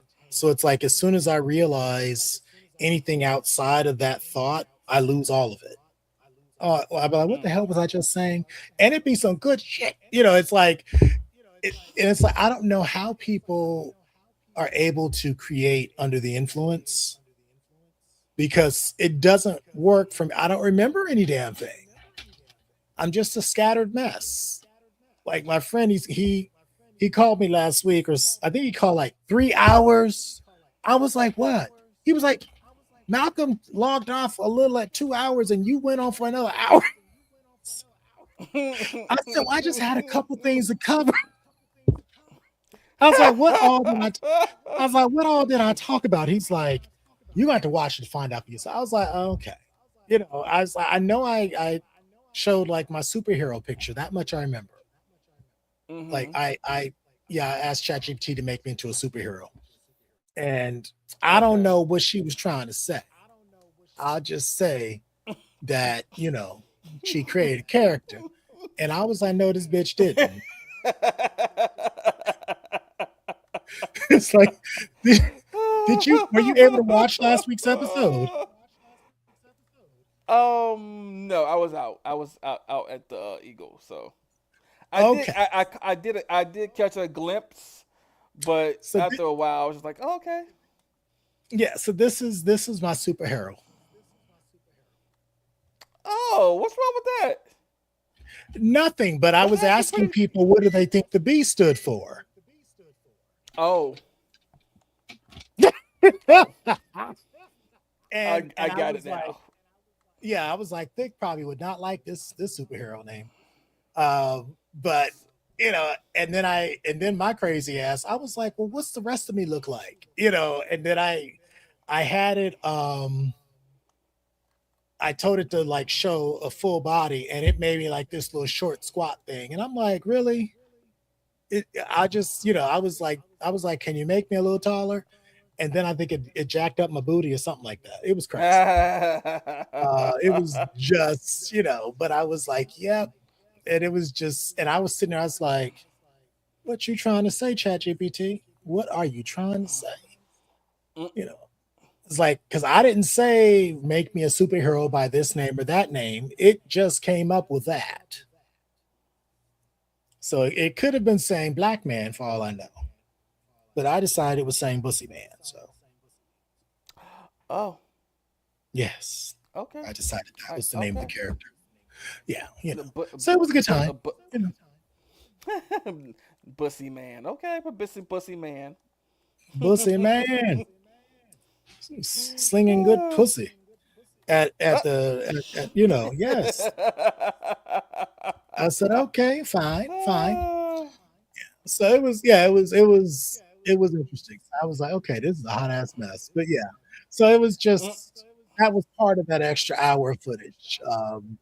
And Oh, that you did by yourself yes, because Malcolm was gone. Malcolm was like, I'm gonna go. I was like, okay, I'm just gonna cover this last story and then I'm out of here. And actually, the crazy part was the viewership doubled during the last hour. And I think folks have told some friends because I see 75 of them tonight. I'm like, who y'all tell to come look at this food? I didn't have no edible tonight. Now, I'm not saying I won't have a Dorito later. I had a bag of Doritos, which were very strong. Oh my god. I Wait, was like, was the Doritos the edible or yeah, oh, okay, that makes yes. sense. Okay, okay, I okay. went to the session. I hooked up with the edible queen. And she, like, by the time I got to her, she had like Doritos and some chiclets, and some other little candies. I think I thought I got a Snicker bar, but I can't find it. So hopefully I didn't eat it one day. And well, actually, I would know if I would ate it because I've been jacked up. But yeah, I only had like one and a half chips because like the bag, it's not a big bag, but it's like 600 milligrams of THC in that one bag. So if you Oh, have like one chip, it's probably a mm-hmm. good. We estimated between 50 to 60 milligrams or micrograms, whatever the normal dosage is of THC. It was strong. And Mm. once that hits, I can't remember what the hell I was talking about. Like my chain of thought will start to, you know, your, it's your, like, your chain of thought went away. yeah, I'll be Yeah. I'll be on it, and then I'm like, wait, what the fuck was I just talking about? Damn, Mm-hmm. and that was like the first time I think I did an edible and actually wasn't like didn't like lie down. I was recording a podcast episode some years ago, and I was told that an edible would kick in at about 90 minutes. Well, this bitch kicked in at 60. And Ooh. and I'm sitting there, recording. It was just an audio, but I'm sitting there trying to record this advice response to an advice letter. And it was a very nuanced conversation I was making, but I couldn't remember what the hell I was trying to say. So I finally was like, bitch, just don't touch her. It was something like that. It was about a Russian woman whose son was married to a Nigerian woman, and she wanted to run her fingers through her daughter-in-law's hair. And her daughter was like, don't touch my hair. And she's like, why can't I touch her hair? We're family. She's like, your husband probably can't even touch her hair. Or her husband can't. Why do you think you get to? So I was talking about the cultural nuances and the history of Black women in their hair. And, it's like if you want to run your fingers through something, then you buy her some good wigs and you get your characters going with your wigs, Then you can grab all you want. Okay. Yeah, pin that shit in there and have a good time. But yes, it was wild. But I don't know. I suspect if we do like we may have to do like some special episodes for Patreon. Kind of like paying homage to Who Raised Y'all Hoes, where we do like the hotels. You just get into just the skullduggery of it all, and just be a little loaded. So you just toe up and just brutally honest about it all. But yeah, but we'll talk about that. I have ideas. Okay. Yeah. Yeah. Just a few. So I don't know, but yeah. So I as I said, I've not really done any. Well, no, I guess I did have one ex that I did do a little bit of sensory deprivation. We did do like the blindfold and the ice cube thing, the ice cube blowjob. Actually, that was interesting. Oh, I've done that one. Yeah, that was Yeah. intense. Because I'm just I've like, done that one. I'm just laid up, little blindfold on, just like, okay, what's happening here? Where you at? Now, I don't see, hear you. I don't feel you. I've done food like blindfold them and feed them something, to enhance the taste buds, the taste senses, Yeah. and vice versa. I've done blindfolding them and rubbing them with something. Mhm. Uh, there used to be I don't even know if they still make this oil or not, but there Okay. used to be an oil that if you rub it on them, it gets hot, and when you blow on it, it gets hotter.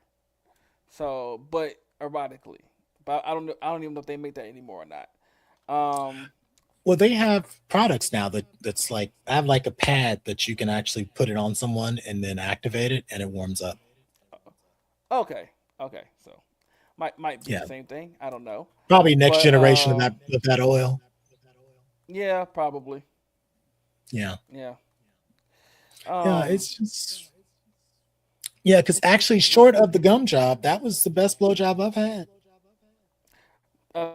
let me tell you, a gum job will change your life, though. I Oh, it did change my life.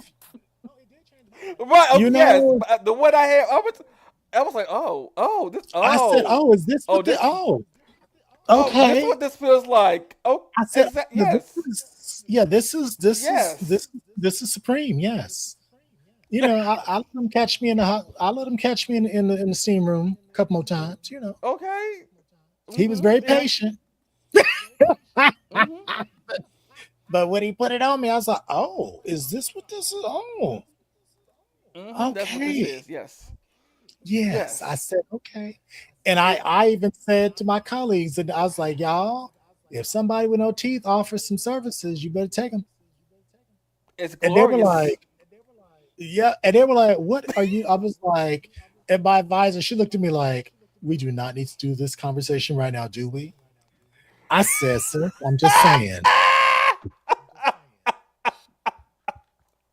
I said, whether He they said, leave "Not the this dentures in conversation the right now." sink, whether they leave them on the sink in a cup, or whether they take them out and smile at Oh, you, damn it, okay, just accept listen, the blessing. listen. I'm telling you, it'll make you forget your name. Do you have to go figure out how do I what's my name? How do I spell it?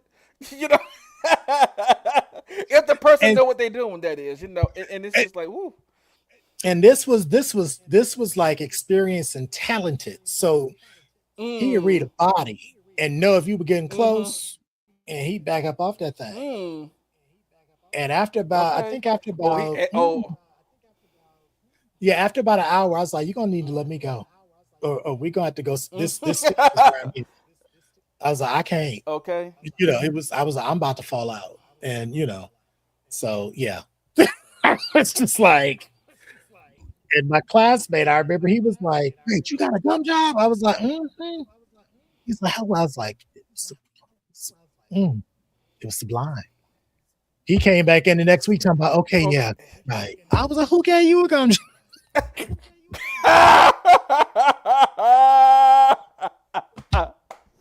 I said, "Whose grandmama did you roll up on to get you a gum job?" I was like, "Wait a That minute." grandma though. Well, he That was grandma straight, so I though. gotta assume it was a grandma. You know, Mm-hmm. although I guess it could have been some toothless wench, you know, but yeah, that was a mess. My advisor, she just looked at me like, "Are we really having this discussion right now?" I was like, Oh, "Mhm." I, but I had to stop. I was like, do I need to put you in my suitcase and take you home? Yeah, it was that kind of moment. It was that kind of moment. Like, Yeah, okay. yeah, that little man was famous around there for that. You know, he came highly mm, regarded, and it was just. I said, "Really? Oh." And actually, I think I may have went.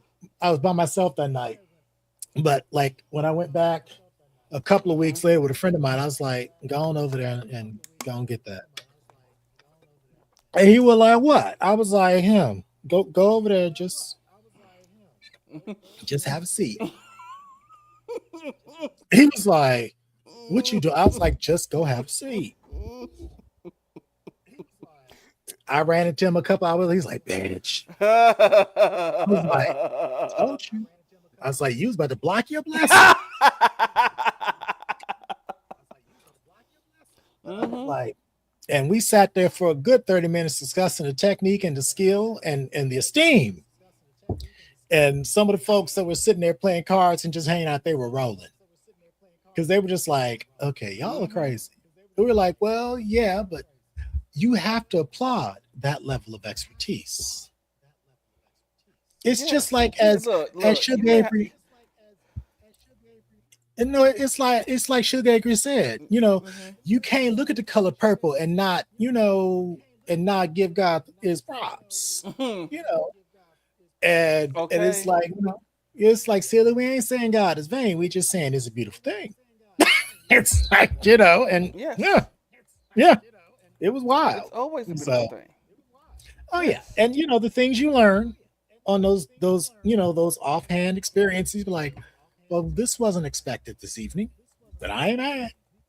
Like, this was not on my bingo card, but hey, It really was not, I'm but here I for. was I But was happy to hit the jackpot. I'm here for And then shortly after that, I met the surgeon. it. After that, I met the surgeon who used to come over and offer weekly Oh, services. Yes, so okay. and yeah, and I think that's why I don't So like you met the receiving oral surgeon. now, Okay. because I didn't come across some terrible head. Oh, Lord, like oh, yeah, not yeah. Ugh. not just toothy blowjobs, but like bad. Like you ain't got no suction. You know, I You don't going too need it to fast. be. Yeah, I don't need it to be ultra sloppy and it's all up in my taint. I don't need all that. You know. Mm-mm, Uh, mm-mm. but okay. Hello, type effective is how you do it. Hey, Ty, what's going Got me on? a little late. We just talking about blowjobs right now. But yeah, Good and bad. yeah, good and bad. I mean, but yeah, there've only been about 5 folks that I've actually had some skill that I'd want to experience again. Mm-hmm. But most of the I'm just like, and one of my exes, I was like, this is terrible. I was like, I don't Whew. know what you think you doing. I remember. You know what? I used to link up with someone, and then it got to a point where I was like, how do I tell this person their head game is terrible now? It's trash. Exactly. It's How? mediocre. Yeah. Like he would literally just hold it, and all he'd have is like maybe the head out, and then he stick that in his mouth and think he doing something. Like, are you gonna start? Like what? But that was it. I said, wait, you too old for How you this. gonna How many people then told you this was acceptable? Not are you going to start? Oh my god! I really was sitting there like, Wow. are we gonna start? It's in your mouth, but you ain't doing nothing. You ain't doing nothing. They ain't done a Or the damn ones that, thing. or you get the ones that do have it in their mouth, but don't. They just do whatever. I'm just like, you can stop now. Stop. Nope. Just get up. Just get up. Just it's okay. You can Yeah, stop now. I told one, I was like, we need to get you a crash course in Superhead because you need to get some of her material and watch the technique, and don't come back to me until you got it down. Because at least if you get halfway to what she doing, I can live with that. Yeah. But that was some of the worst head I ever had in my life. Oh And boy, and he would just think he was doing it. And I was just like, so I guess it is that question of how do you tell somebody the head is garbage?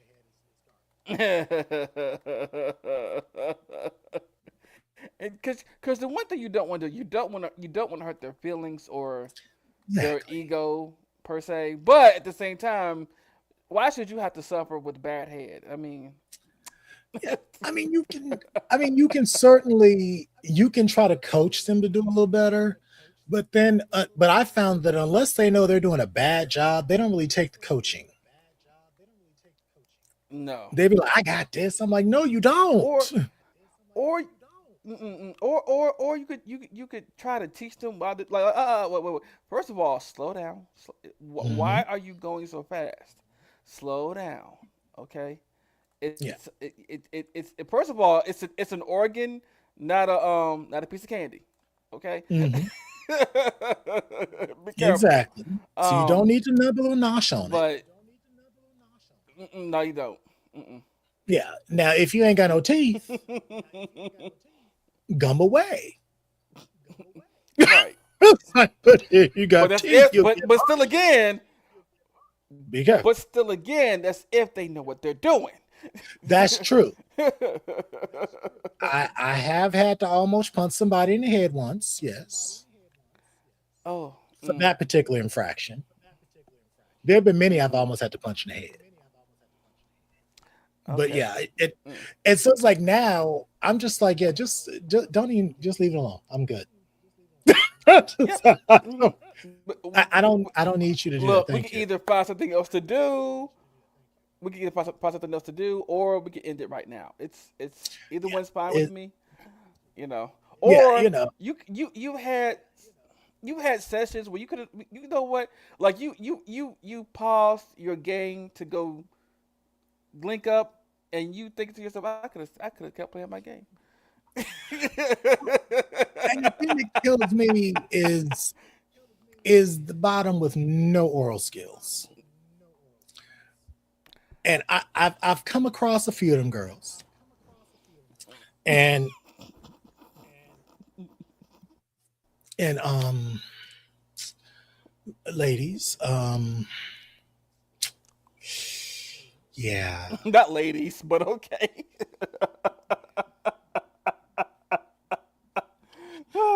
Gentlemen, Well, no, one actually, but yeah, was but pure lady. He was giving lady, and his fishnets and all. And I said, well, well, this was not oh, advertised. What is this? This was not. ri- Yeah, I you know don't be what? We don't, need to, like, yeah, okay. I got you. It's like we'll reserve that for but another time. right. Like Yeah, maybe we'll because bring Greg back for that. there may come a time we yeah, Yeah, because definitely bring Ray back for that one.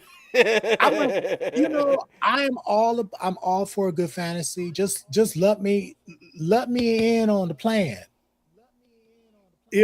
Like don't give me butch, and then I roll up and it's fim.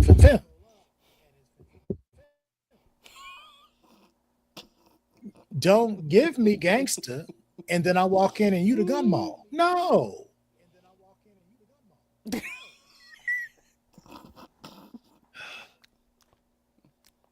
Like don't give me Dolomite and I get to you and you want the host in the orphanage. Don't do Yeah, no, it was just I, what it's kind of like, and my whole thing is again, I will ask people very clearly, and I mean they're not always willing to lay it out for you because they don't know me.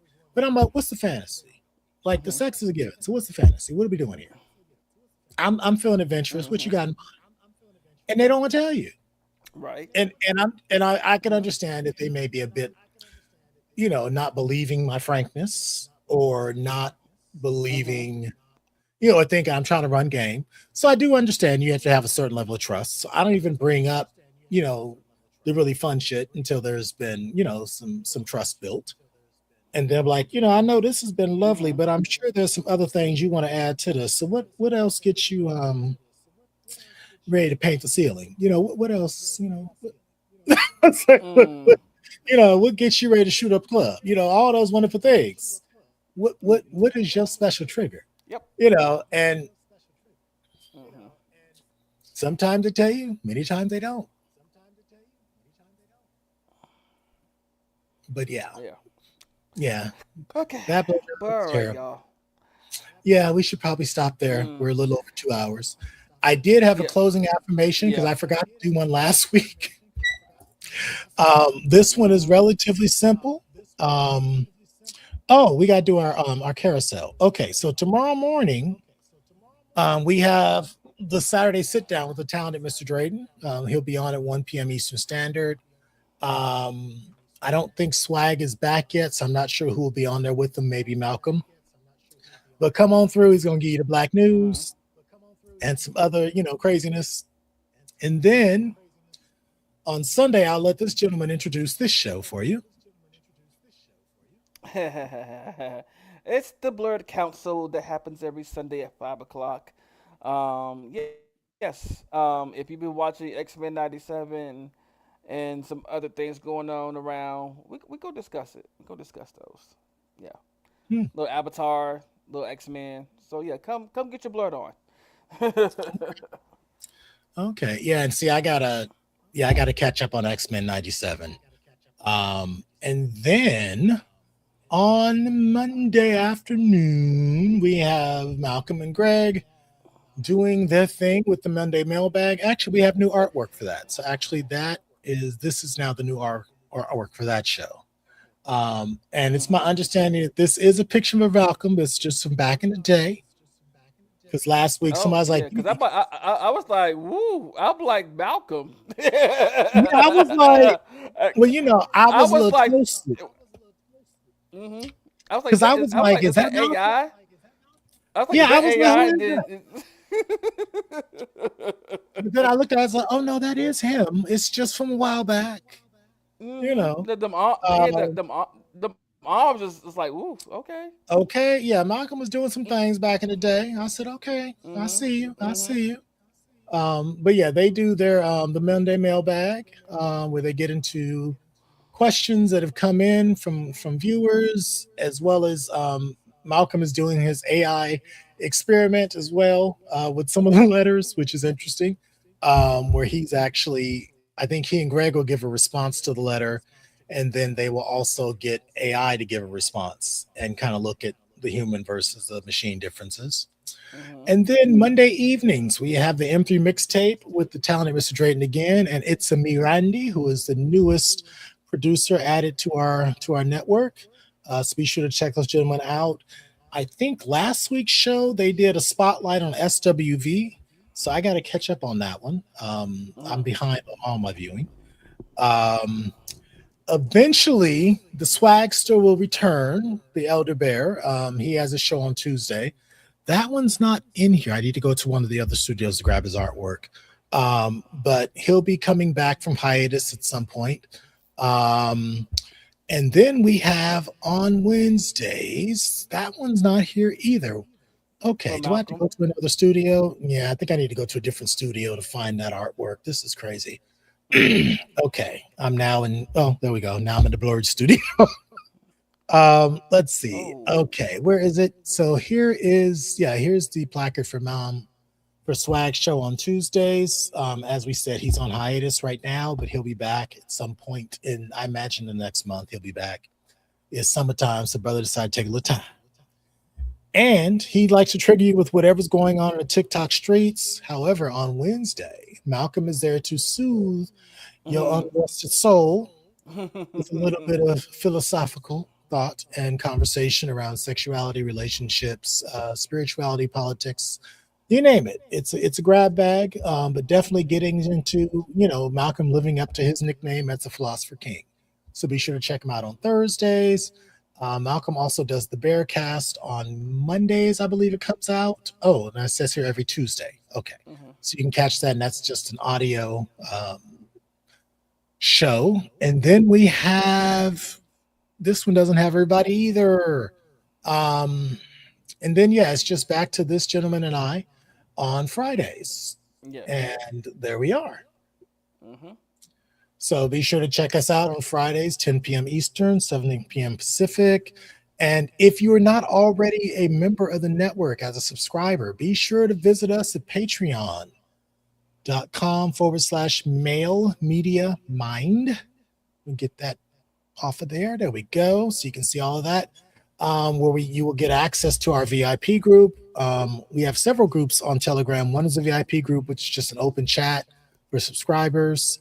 You'll get also some extra material from the episodes, including the links to our Patreon episodes, which is basically like the after show of some of our shows during the week. Eventually, we may start doing a Patreon here, but it's so damn late. We'd be like, it's like, be like, we've talked enough now. But there's also online book club there. We have an adult content library as well as a photo group with short video clips in there as well. We also have just full length adult content that is available for your entertainment. And there's probably something else in there I'm forgetting about. But, check us out on Patreon. In particular, you get access to those after shows during the week. for Swag's show and Malcolm's show.